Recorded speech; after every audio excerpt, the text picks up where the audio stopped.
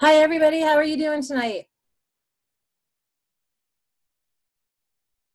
Fine, how are you? I'm good. I'm good. I think that we are ready to go with our presentations for this evening. The ones 2 weeks ago that we looked at were really well done. They gave a brief overview of the chapter. They highlighted the way that it connects to theory, and they also highlighted some ways that um, they've seen it used in classes. They've gleaned from the book on how people have used it, or they've talked to others and come up with some ideas that were able to be presented to give you some ideas and insight into building these. I'm working on getting the rest of your stuff graded. I should have it graded today or tomorrow. No, tomorrow. It's today, Monday, Tuesday. I should have it graded tomorrow. I've been working through them slowly. I do realize that. I apologize. But so far they look pretty good. What I do want to just kind of caution you as you're working with them is to really try to highlight in your reflection how you're connecting it to the theory and what you're doing with the strategy in the class. You know, even just one sentence on the theory, one sentence on the how you're making this connection with what you're doing in your class with your lesson. Make sure that you let me know that you've taught the lesson, because some of it I'm gleaning from your reflections that you've taught it, but just flat out say, I taught this lesson, because then I'm giving you a bonus point, because some people are not able to teach them and they're reflecting more on the process of designing a lesson and looking more at the design as a reflection piece versus reflecting how it is with the students. And that way I'm sure that I'm giving you your credit where credit is due, instead of kind of guessing on it and maybe getting it right, or, you know, not thinking about it because that's not highlighted in there, reading it and then not clicking that, you know, you need a bonus point for this. The other thing is looking forward to your assignment at the end of the course. Someone had emailed me a question about it, and I thought I would just answer it in this forum. The project at the end of class, your last week of class, you have 3 choices. So with that, you can do an article review, you can do like a little research paper, or you can create a unit plan with your lessons and add to them and kind of make them as a whole piece. Any of those are acceptable. So you can do an article critique, read an article on something that you're interested in, and write a short research paper for me about that or the other. All 3 of those are weighted exactly the same. It is you who gets to drive which one of them you choose, whichever one makes sense to you, whichever one fits in what you want to do with your information from this class and where you're at in your career in that. You know, you want to develop the unit plan, you want to read deeply on something, a little bit more deeply on something you might want to be using in your class, whatever. All of those are available to you as your 3 options. If you have another idea that seems like it would be appropriate for this class and you maybe want to try it, let me know.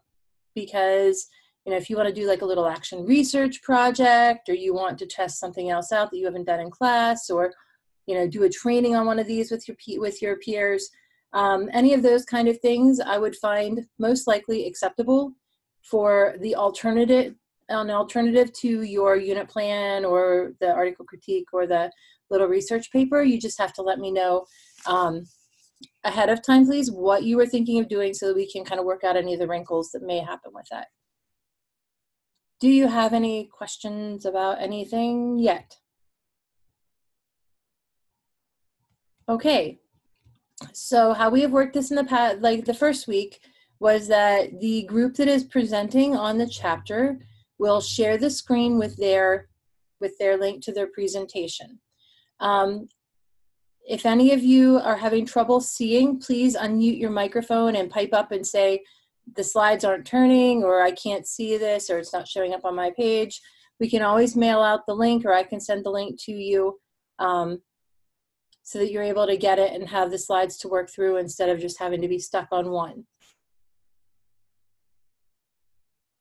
Okay, so we will be looking at chapter 5. And who wants to take a hold of the screen for that? I can take it. So I just hit share and then just hit share and select. And that's awesome. Sam just dropped chapter 6 in the viewing pleasure. So the link for that is in the bottom in the chat for the next presentation. So go ahead, Laura, as soon as you are ready then. Nope, that's not right. Okay. You just click on the chapter 5 presentation. It's the whole way to the tab the whole way to your right. Okay, so it's okay. It does work the same. Mm-hmm.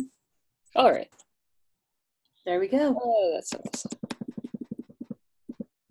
Okay, so we're doing chapter 5, non-linguistic representations. Mm-hmm. This is done with me, and then Peggy Clark will take over the second half. Mm-hmm. So first of all, why this category is important. It helps students process, organize, and retrieve information from memory. It really helps students to enhance their learning.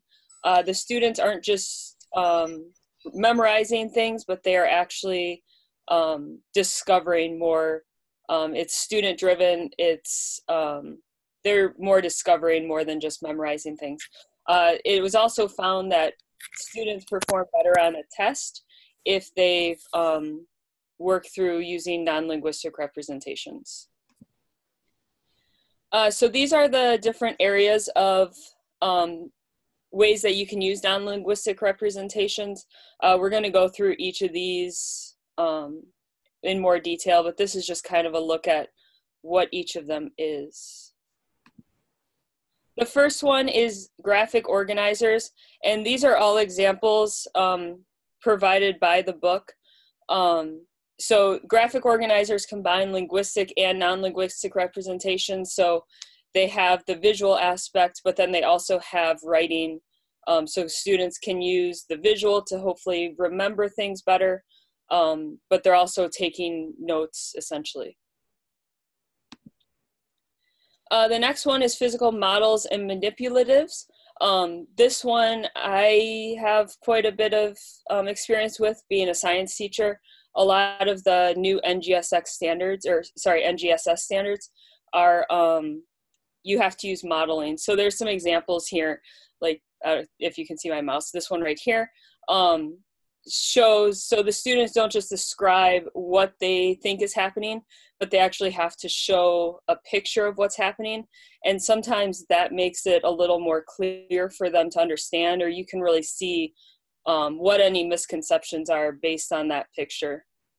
So I really like doing that. The next one, generate mental pictures. This one reminded me a lot of like when you're reading and the author's describing a house or whatever, and then you start imagining what that house looks like. Teachers need to model this behavior several times for students.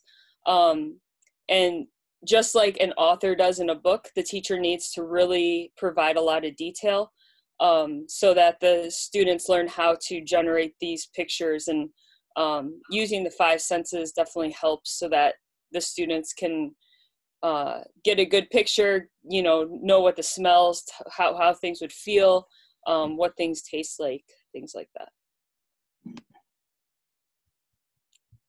All right, Peggy. Good afternoon, everyone. Let me just share my screen.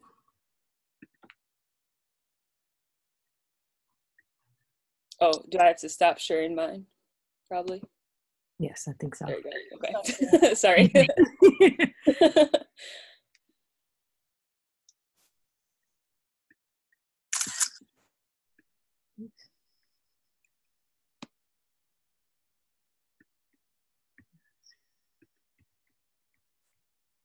Okay.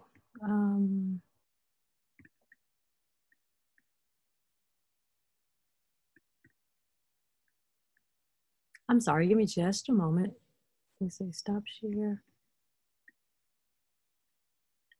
Okay. Next up, we have create pictures, illustrations, and pictographs.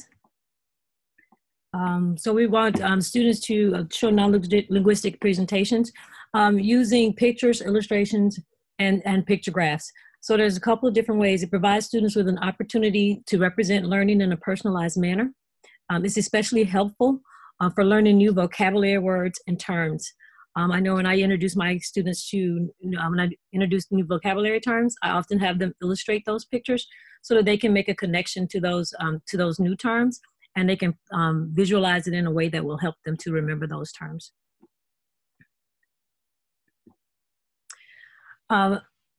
Another way that we can present them with is using kinesthetic activities, basically just attaching some type of movement. Physical movement plus specific knowledge helps students to create a mental image. It creates more neural networks in the brain when students move around. The learning tends to stay longer.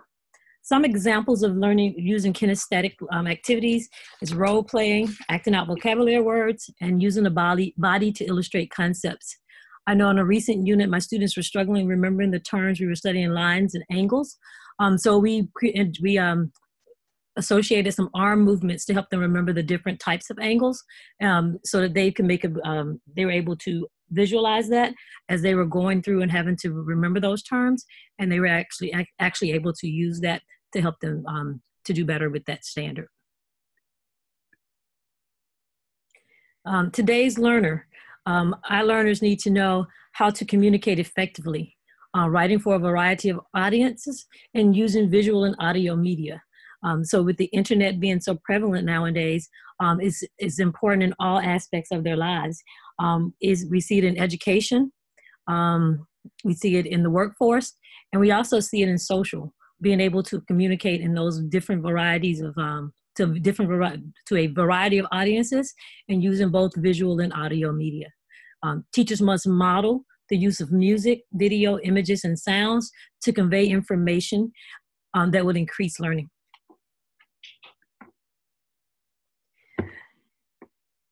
The use of non-linguistic representations is connected to the learning theories by Piaget and Vygotsky.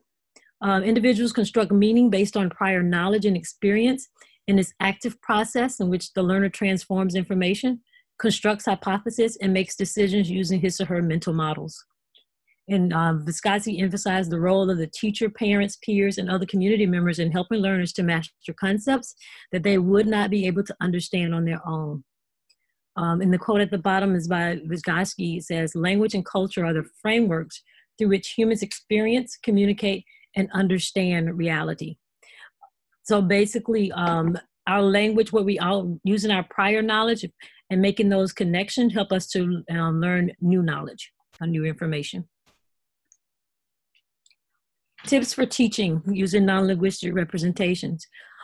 Model through demonstrations with think alouds. Provide opportunities for practice with familiar information initially. Provide a variety of opportunities for use with new content. Model the use of more than one representation for a new concept for vocabulary terms.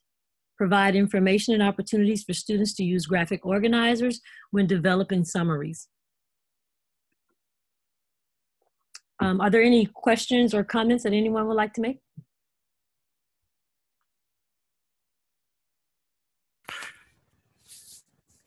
Very nicely done. I think this is one that stretches across any of the subject areas really well, because there's so much vocabulary involved or embedded within any of the contexts, especially, I mean, English people a lot of times and foreign language consider themselves to have a lot of vocabulary and a lot of new terminology, but truthfully, if you look at science itself, you have the steepest learning curve on a number of terms that people do not have a reference for, versus something that they can, assimilate with a word, or something that they can replace a word with, like for foreign language. So I do really like this idea with all subjects, but especially with science, because it helps people get context and kind of a way to figure with that.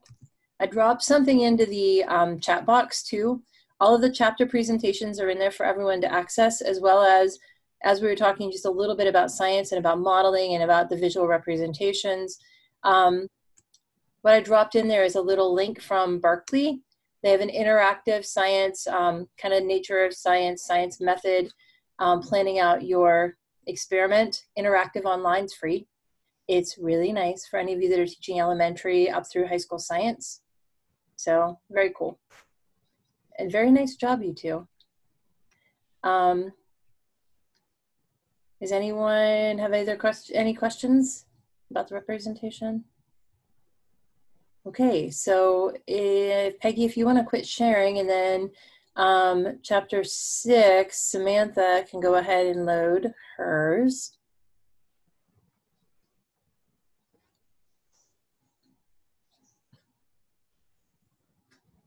Or you can view along on the side with your own Google Doc there.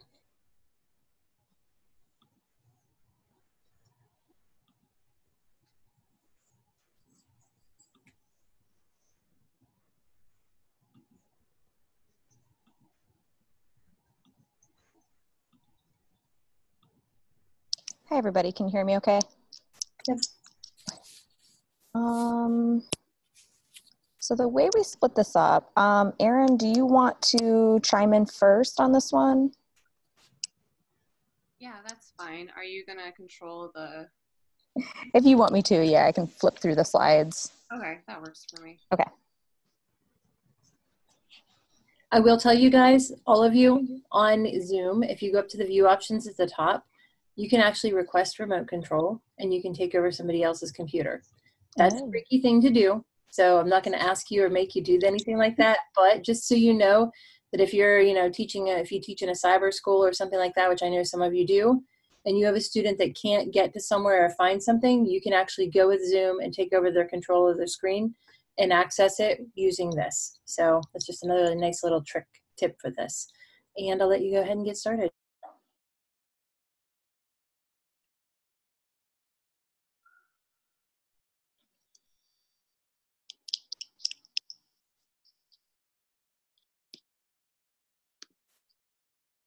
Okay, does that work? I don't know what I did. Oh, I was doing so well. So I have the people on the right here, and then, oh, I got it now. Okay, sorry. Chapter 6, Summarizing and Note-Taking. Hi, everybody, I'm Erin. I'll get us started. Thank you, Sam.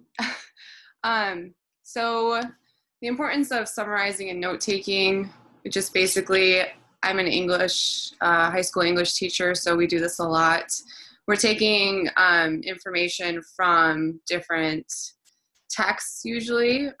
If you're doing SAT prep, you know you have to do that for one of the reading passages, so you're synthesizing the two passages and summarizing them, analyzing them as well. So it's really important for our students to be able to do that.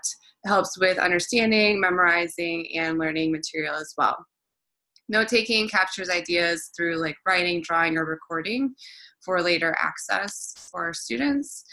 And it's seen as like a positive effect across all content areas and grade levels. So it's not just necessarily English specific, but also other content areas and grade levels. Like I said, with the SAT, I try and do that for my juniors as much as possible, prep them. So using this type of strategy, such as summarizing note-taking, helps with that assessment. Compared to students who don't use these strategies. And then they benefit from explicit instruction on how to take notes or summarize. As a 9th grade and 11th grade English teacher, my students struggle just taking notes or chunking or using any type of reading strategy, so being able to combine this with that as well. And then guided notes benefit students taking assessments as well.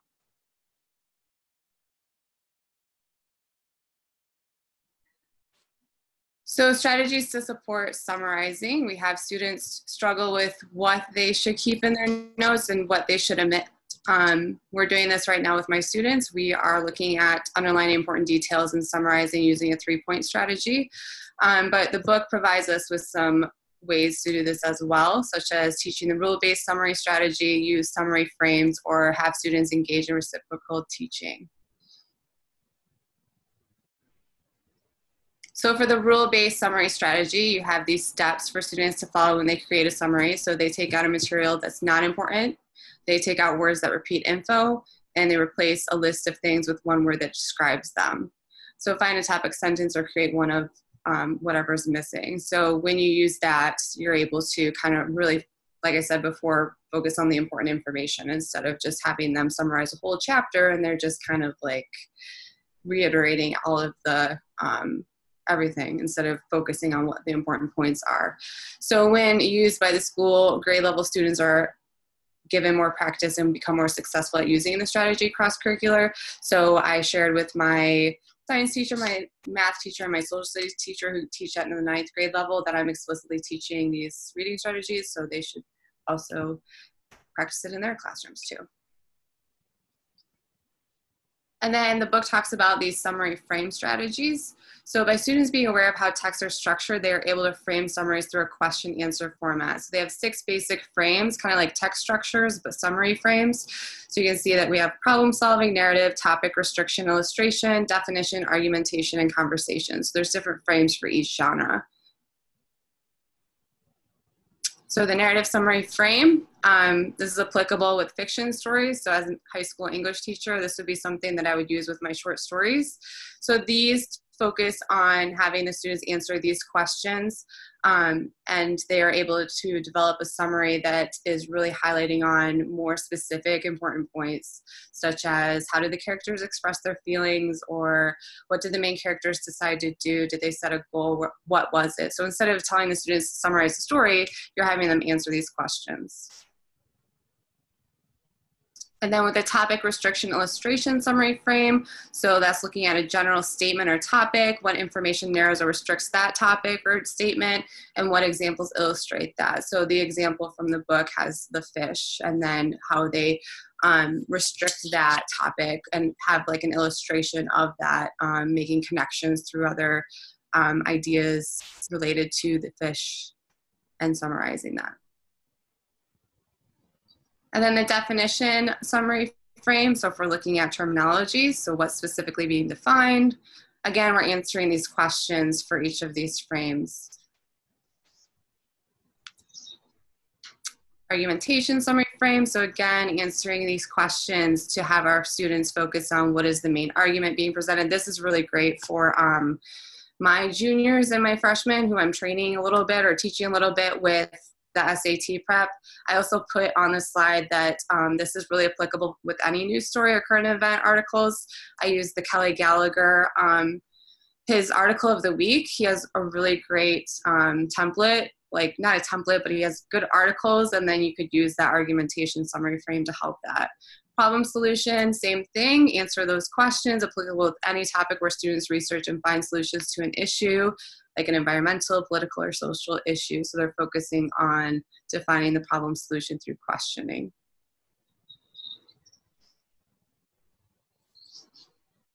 And the reciprocal teaching strategy, used more with expository text. So we have 4 comprehension strats, like summarizing, questioning, clarifying, and predicting. And then within each mini group, you have your kind of like a lit circles, what I'm thinking. We have each person has a role, summarizer, questioner, clarifier, predictor, and each person contributes to doing that role to help the, they're teaching the other students in their group.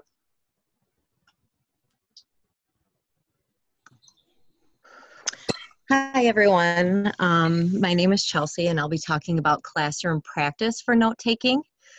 So note-taking is not just copying everything. Verbatim notes are ineffective. It doesn't allow students to process the information into their own understanding and to really make deeper connections. Effective note-taking happens when students are able to determine what is important and can state that information in a condensed form. Students need explicit instruction in note-taking, and they also need guided note-taking. There's 3 strategies that's outlined within this chapter for implementing this to students, and they are to give students teacher-prepared notes, to teach students a variety of note-taking formats, and to provide opportunities for students to revise their notes and review them. So teacher-prepared notes are notes that are created for students as the information is presented. Students get an example of note-taking, and the teacher models how to create well-organized notes. The modeling shows students where there are patterns within their notes, and it also helps them to focus on main ideas and supporting details. The chapter talks about how oftentimes students are not able to pull out those main ideas and supporting details without that explicit instruction. And I pulled this example from the text because I'm a kindergarten teacher, and sometimes I find it hard to find really good examples of this for really young children. And this one is actually from a first grade classroom. And I just really liked the way that the teacher laid it out for the student. I also really liked how it had at the end, it reminds me of, so the student could actually picture something and make a connection to their real life.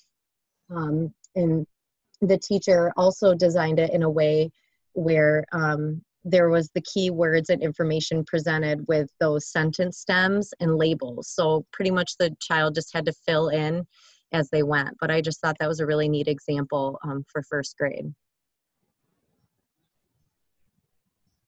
I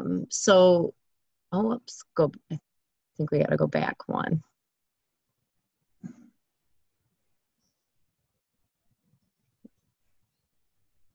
There we go.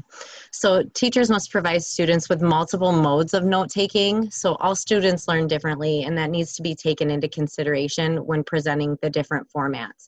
So the three most effective formats that's highlighted within this chapter are webbing, which is nonlinear, using shapes, colors, and arrows to show relationships between ideas. Informal outlining, which can be done by hand or on a computer, and that's just basically where you use the bullet point features within your computer or by hand.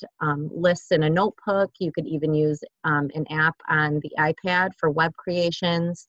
It also talks about recording audio around a main idea as well. And then there's also combination notes, which goes into the linguistic and non-linguistic representations. Within this area, students would write 2 to 5 main ideas, and then they would provide corresponding pictures with that.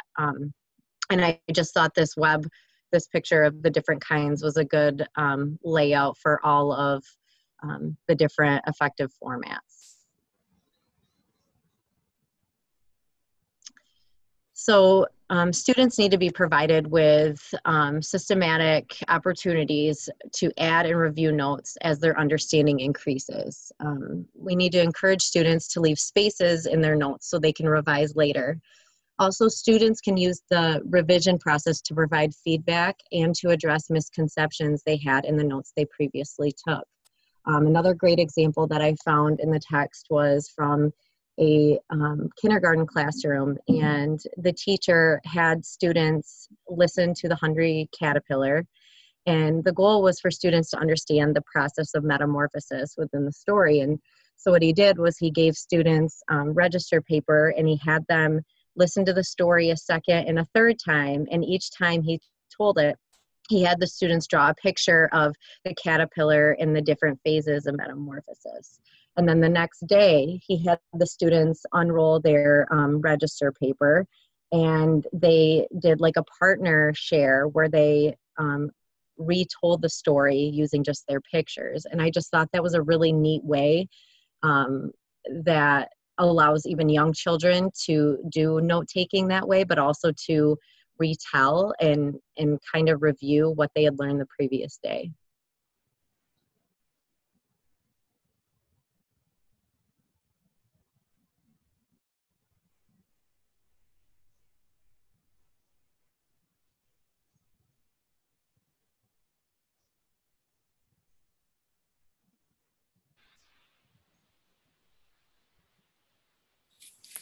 We don't have any sound. I was on mute, sorry. It's Good okay. now? I do it all the time. So, okay. So towards the end of the chapter, it talked about how important summarizing and note-taking is even in our adult lives, whether our students are going on to college or further learning or on the job training. They're going to need to know how to take in large amounts of information, even as an adult, and process it throughout the day.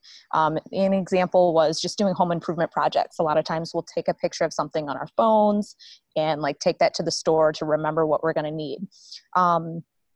So technology is huge, especially now with many districts, at least my district, we're one-to-one with technology.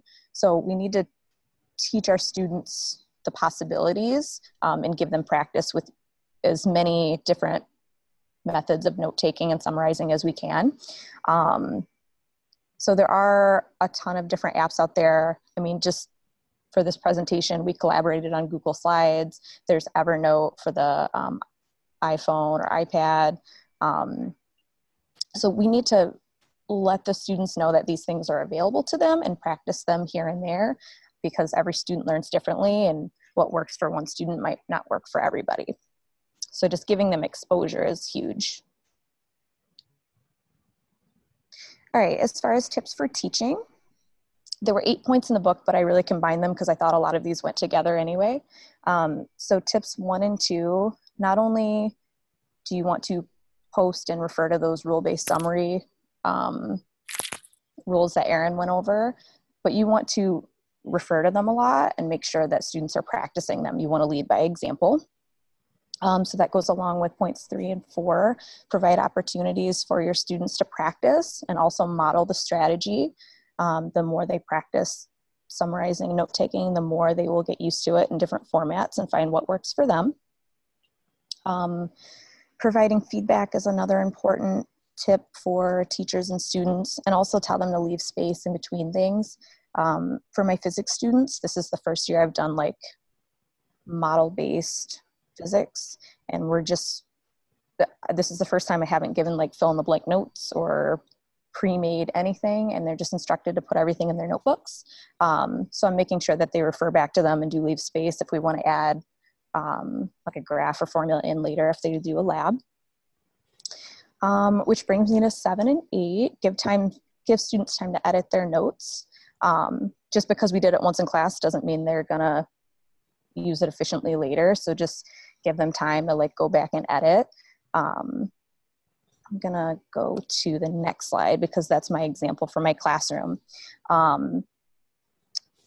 I give them as much as I can, like after group discussions, like, okay guys, what was important? Let's put this, this, and this in our notebooks. So I'll put a lot of things on the board. But also like before the test or when we're doing a review, I'm constantly like, okay guys, if there's anything you think is important that you need to remember for the test, make sure you put it in your notebook. So it gives students a lot of motivation, like if they're reviewing, if there's something they really think is important to go back. Because if we do a worksheet or something like that, and if they write it on their worksheet, a lot of them are going to copy examples from the worksheet into their notes, which is huge. I think that's great. I will throw this back to Erin if she wants to chime in with her examples for a minute, or Chelsea. Go ahead. The narrative reading unit where you just did, we did a 3-point plot summary. So my students are able to pull out like the problem, how the character deals with the problem, and if there's a resolution to the problem. So they really focus on the plot line of the story instead of all the extra details. And a small group discussion is kind of a focus of what we do as well. I'm really focusing on having my students be able to discuss and read more often. And they do that through literature circles as well. So they're just able to summarize and revisit the stories that they read. For the problem solution summary, we did a research project. So they're able to figure out a problem in our community, come up with a solution for it. So that really helps. I already mentioned the Kelly Gallagher article of the week. I can't stress enough how helpful that's been, especially for sub-plans. It's a really easy thing for students to do, especially at the high school level. And then I don't do a whole lot of lecture-based teaching. So for note-taking, my students just do a lot of notes in terms of like grammar work and stuff like that. So within my kindergarten classroom, and I'm not sure why my notes aren't on here, but I'll just share out what we do anyways. So in my kindergarten classroom, we do a lot of the plot summary. Of course, it's condensed to a kindergarten version, but lots of small group discussion. I'd say that's about 90% of our day. And we do we do a lot of readers theater and literature circles as well, but it's more of like our text within our unit that we're studying. But we also do the problem solution. We are a STEM school, and so we have these units that we teach where we introduce a problem to the students, and then they work through modules to try and solve those problems. And within that, I model with them different ways of note taking and gathering and collecting information and data. And then we use that to go back to that main story they were presented with in the beginning and solve a problem. The last one that we had to do, students had to design homes based off of the story, The Three Little Pigs, and they had to design homes that were strong enough to withstand the gust of wind from a leaf blower. So we actually got to test that at school, and they had like popsicle sticks and clay and all these different things they could use. But within that process, the students had to learn effective ways of note-taking and summarizing their ideas while they were working collaboratively in groups. So those are just a few examples of what we do as well. Oh, I forgot to mention, so I have juniors for physics, so their notebook is completely blank. It's very open-ended. I put down things that I think are important on the board, but they can add anything else. I also teach freshman biology, so with them I do a little bit more scaffolding. Not so much just straight fill in the blank, because that's more verbatim notes, but I try to give them like a modified Cornell type notes. So I'll list off like the vocabulary, but then I give a lot of space for them to fill in like main ideas and any details and draw pictures and things like that. So I do treat my 9th and 11th graders a little bit differently as far as like giving them different styles of note taking to be exposed to.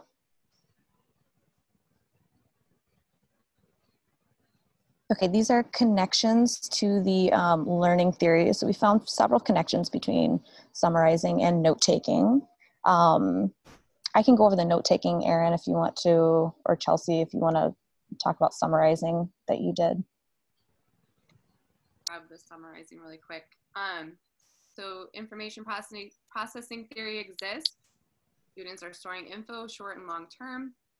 Social constructivism theory also exists within the conversation summary frame, where 2 or more people are gaining a better understanding than alone. That's where our small group discussions also take place. And then also the individual constructivism theory exists through the narrative, topic, restriction, illustration, definition, and argumentation frames for summarizing. Okay, as far as connections to learning theories with note-taking, I think that it's a very social learning theory as well, because as students are taking notes around them and the teacher is leading by example, they're really getting those classroom cues and eventually practicing that self-regulation until they can do it on their own. Information processing is huge. If you're just copying word for word verbatim, it's not the best, but if they're listening and they're transcribing and there's something visual for them to look at, the more ways they're taking in the information. I'm a very kinesthetic learner. Like the more I write something down, the more I'll remember it. So it helps with memory as well. And then social constructivism, because we're really scaffolding them with all these different types of note-taking until they can learn the techniques on their own.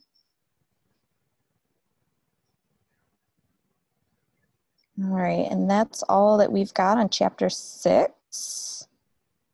If anybody has any questions, we'd be happy to answer.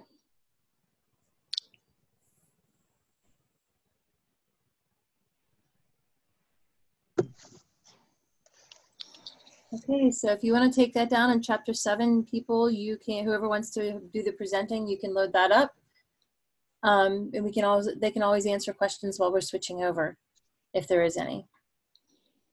You guys did a really thorough job and a nice detailed explanation for that. So nice work. Okay, so Tanya and Kristen, you can go ahead and take away chapter 7 then. All right, let me just get this up here. Everybody hear me okay? Yes. Okay, so chapter 7 is assigning homework and providing practice. Just a couple of basic definitions here. Homework refers to opportunities for students to learn or review content and skills outside of the regular school day. And then practice is the act of repeating a specific skill or reviewing small amounts of information to increase recall, speed, and accuracy. So the research is kind of mixed with unclear results. There was few studies that met the criteria for the McREL, but they showed an average effect size of 0.13 for assigning homework and 0.42 for providing practice. The study showed small but positive relationships between the amount of homework and achievement levels. And the effectiveness of these were influenced by the degree of parental involvement and support, the quality of the homework, the learning preferences of the students, and the structure and monitoring of the assignments. The studies also found that homework is more effective for older students, and that some of the negative consequences included disruption of family time, physical and emotional fatigue of students, lack of access to resources, and conflicts between students and their parents. And then the research on practice. Practice is more effective when it's overt, so recalling material through quizzes, rehearsal, or self-assessment. It's more effective when it requires students to practice more than one skill at a time. It's more effective when students can access or use corrective feedback to determine what and how to practice. And it's more effective when it's distributed over time rather than massed into one session. A couple theory links here. So it relates to information processing. Homework and practice are all about repetition and rehearsal and really getting that information into their students' memory. I know some people now with like flipped classrooms and stuff use homework to activate prior knowledge and get students to preview information before they come to class. And then it also relates to constructivism because of the zone of proximal development and backing off support. With homework, you'd have them doing it independently versus with support. So for assigning homework specifically, the recommendations are to develop and communicate a district or school policy, to design homework assignments that support academic learning and communicate their purpose, and to provide feedback on assigned homework. So some of the recommendations for creating the school or district policy were to communicate and clarify the purpose of homework, set clear guidelines and expectations for the completion of the homework and the relationship between the homework and the grades students will receive. One important thing the book noted was that the policy shouldn't restrict teachers' ability to make judgments about when to assign homework. So teachers really should have some say in it still, even if the policy is for every teacher. And that you should always consider the amount of time students will spend on homework and how much involvement you want parents to have in it. For assignments that support academic, so the assignments should support academic learning and communicate their purpose. Really the importance of homework is to support the learning, not discourage it. It should prepare students for instruction, to review or practice, or to extend their learning. And it should clearly articulate the purpose to the students and the stakeholders. So sometimes parents too, you have to tell them exactly why you're assigning this homework. And it should provide students with opportunities to practice their skills and increase speed, accuracy, fluency, and conceptual understanding. And it should also prepare students to extend their learning. Providing feedback on homework is also very important. The book talked about you can comment or grade it, and then it said that you should follow all the recommendations from last week in providing feedback from chapter 1. You should indicate the next steps for growth towards proficiency, so not just give them that feedback on how they did on this and then let them know what they need to do to better it next time.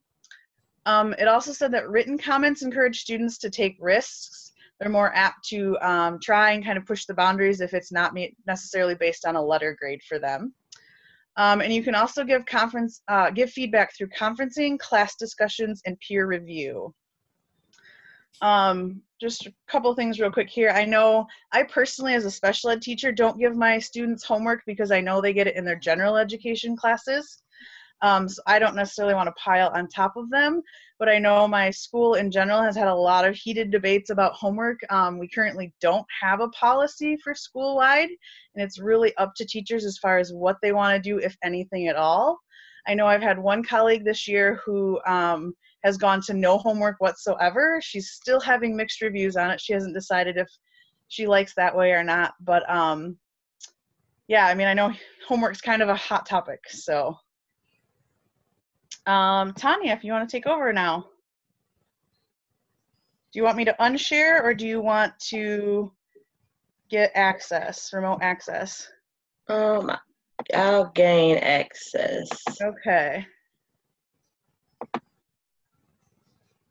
All right, you are approved.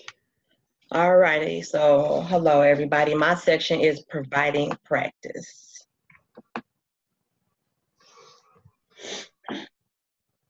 Okay, and some key elements for providing practice: clearly identify and communicate the purpose of practice activities, design practice sessions that are short, focused, and distributed over time, provide feedback on practice sessions.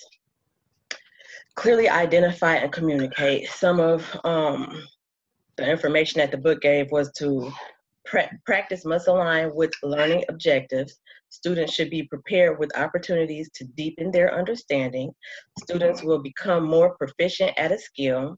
Students should be engaged with declarative and procedural knowledge. Parents should be informed about the content studied.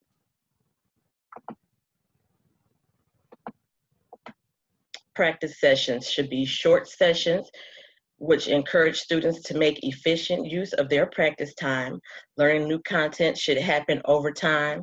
And I've added in chunking, so giving small amounts of information at different times so they won't have to learn a massive amount of information at once.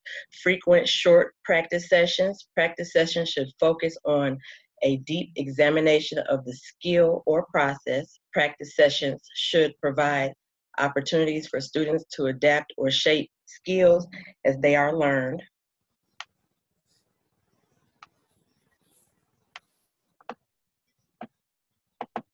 And providing feedback. Students should receive specific feedback during practice to help improve skills or concepts. Feedback should be given in a timely manner. Give students feedback to be on target for mastery of the objective. There should be ongoing formative practice sessions for students to understand skills.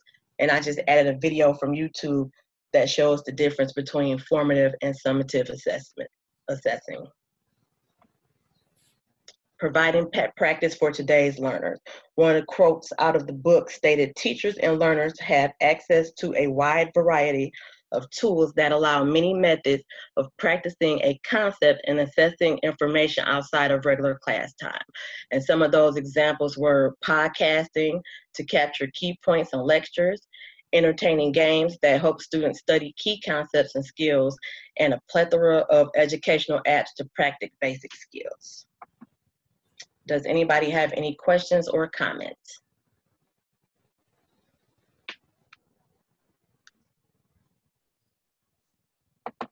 All righty, well, thank you. That's the end of the presentation for Chapter 7. Okay, across all of it, do any of you have any questions or thoughts about this? Any ideas about the different techniques or any ways that you use them in your classroom, either individually or all together?